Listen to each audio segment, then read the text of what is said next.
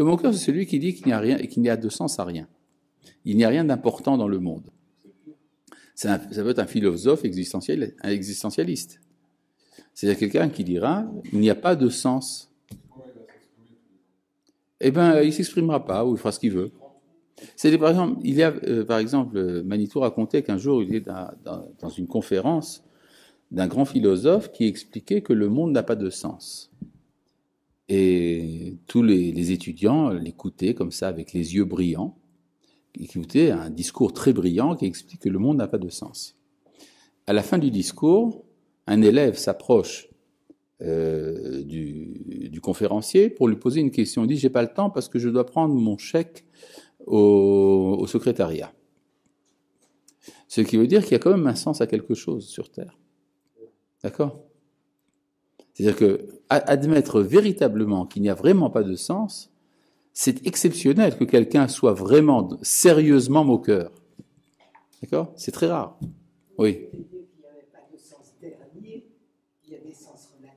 Oui, mais dire des sens relatifs, c'est pas de sens du tout. Oui. Oui.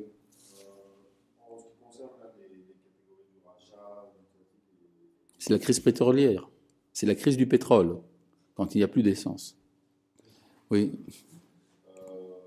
on leur autorise d'aller au-delà et de se confronter à soit des échelles de valeur qui n'ont pas atteint ou des échelles de valeur qui ont été autorisées. Mais la notion que j'ai pas compris, c'est pour le moqueur ou celui qui dit qu'il n'y a pas de sens, il n'y a pas cette notion de Gaïnam. Non, il n'y a pas de Gaïnam.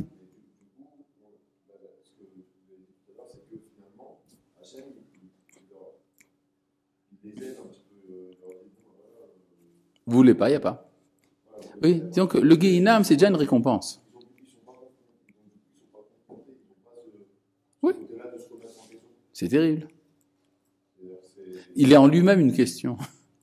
Il est une question sans réponse. Ouais. Bon, non, c'est rien, justement. Le Letz fait partie d'une sphère qui est extérieure à l'entendement des hommes. Alors, ça ne veut pas dire qu'il n'y a pas de sens.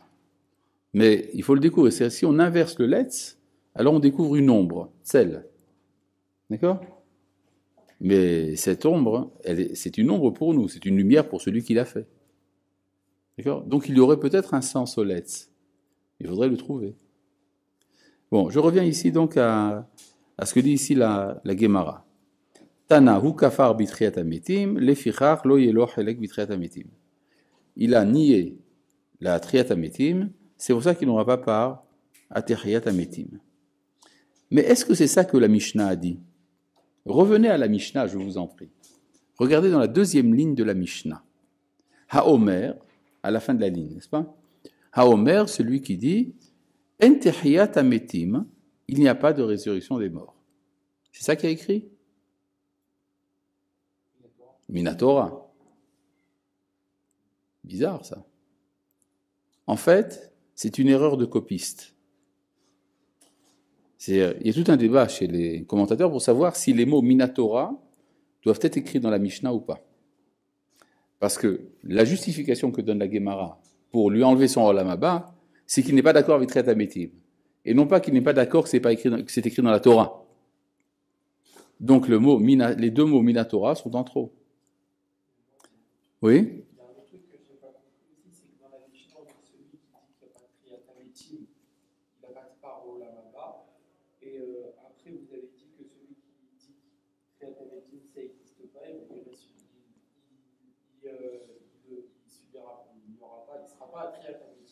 Oui. J'ai fait exprès de ne pas en parler. Je vais vous expliquer pourquoi. On voit qu'il y a ici une contradiction. D'une part, la Mishnah nous dit, puisqu'il n'admet pas Triat Ametim, il n'a pas de Olam Haba.